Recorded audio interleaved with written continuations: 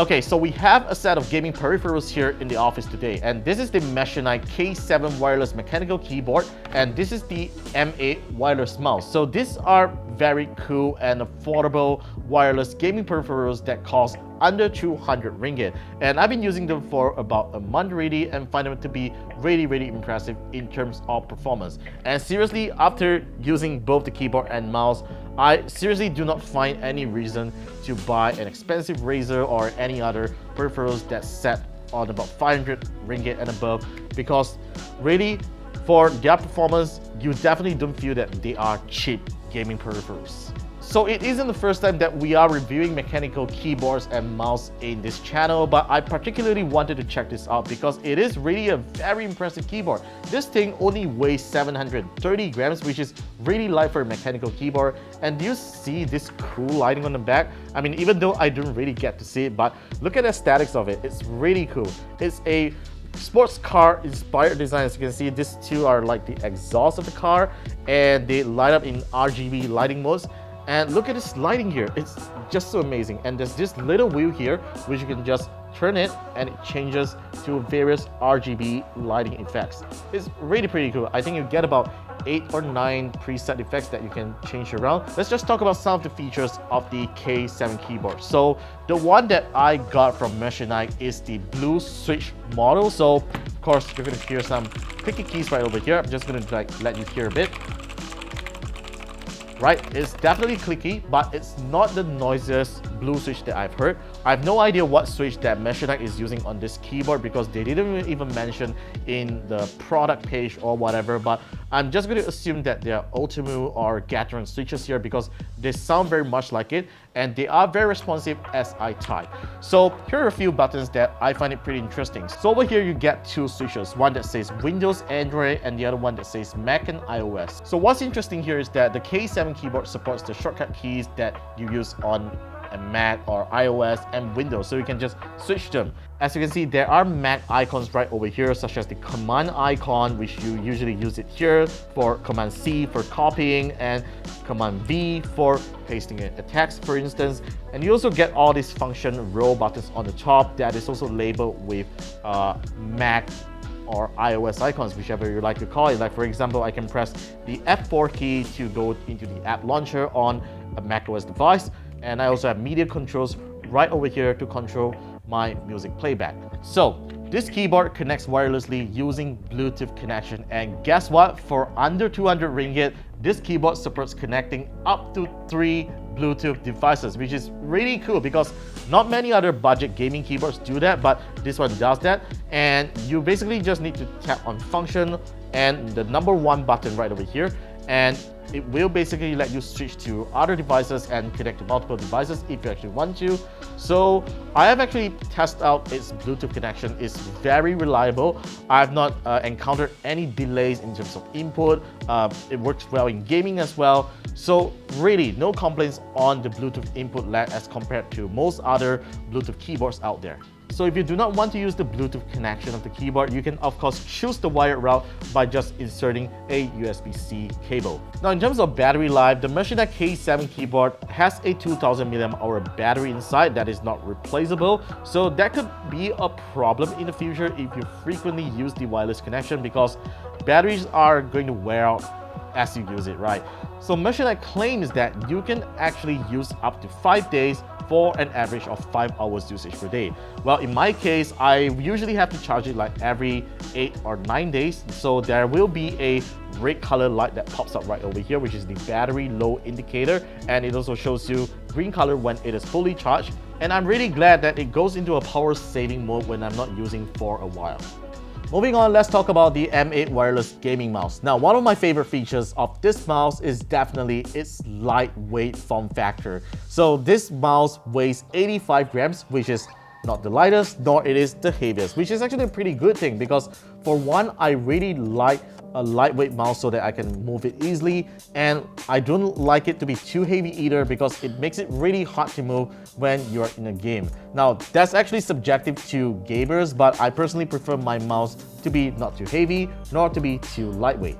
So in terms of design, the Machenike M8 wireless mouse looks pretty cool. As you can see, there is a honeycomb design right over here. So the company says that this is a stingray inspired design. So this part, it looks like a stingray, and at the bottom here, if you look at these shapes over here, it looks like the stomach of a blue whale, which is kind of weird. I'm not sure why they would want to call it a design like this, but it is what it is. Gaming mouse are supposed to be gimmicky and cool.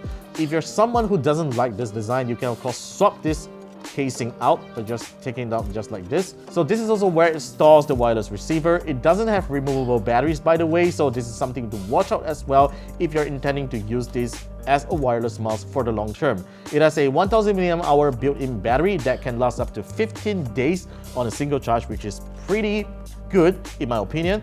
I usually have to charge this like every 10 days based on my usage because I use this mouse a lot. So I would say that the battery life is decent for what it is. So this is the additional case that Machenike offers for the M8 mouse, and once you slap it on, it looks like a normal mouse. So let's turn on RGB time. Now what you see just now is the power saving mode that the mouse goes into. It's kind of like a deep sleep mode where it turns off all the sensors and everything so that you can potentially save some power on it. So it goes into that power saving mode really fast, which I hope it could be slightly longer because sometimes I'm just leaving my table for about 5 minutes and it really goes into that power saving mode.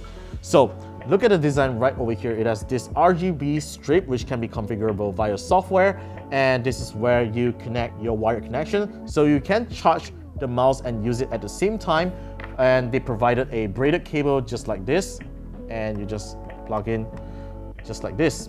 So this mouse uses a PixArt 3335 sensor that supports up to 16,000 DPI. And there is 8 stages of DPI changes, which is actually pretty cool. And when you change the DPI, the RGB lighting changes. Let me show you how. So this is number 1, 2, 3, 4, 5, 6, 7, 8. So there you go. It's pretty cool, right? There's another switch right over here, which you might find it interesting as well. So this is the switch where you actually switch between wired and wireless mode. So currently I'm in wireless mode, so if I switch it down, it will go into the wired mode, and of course the RGB lighting turns off because it's not connected to my laptop. And if I happen to switch up, back again, it goes into wireless mode, and there is a wireless power saving mode, which essentially turns off all the RGB lighting to save power. So if you switch up to the top, it turns off all the RGB lighting effect on this side over here, except for the middle mouse button. So I would say that's a pretty interesting power saving mode, which could actually kind of extend your gameplay hours. But all the time, I'm just going to leave the RGB lighting on because I think it's really cool as it shimmers on my table. Now just to give you guys a really quick look on the keyboard's configuration software. Now on this page here, we can configure the function of each and every key to the function that we actually want here. Now let's head on over to the lighting tab here. So you can have over like more than 9 effects there. I did actually mention wrongly just now. I thought it was just only 8 or 9 effects there, but there are way more lighting effects that you can configure on this keyboard. But of course, you can also define your own RGB lighting effects or color settings if you want to by using this user-defined option.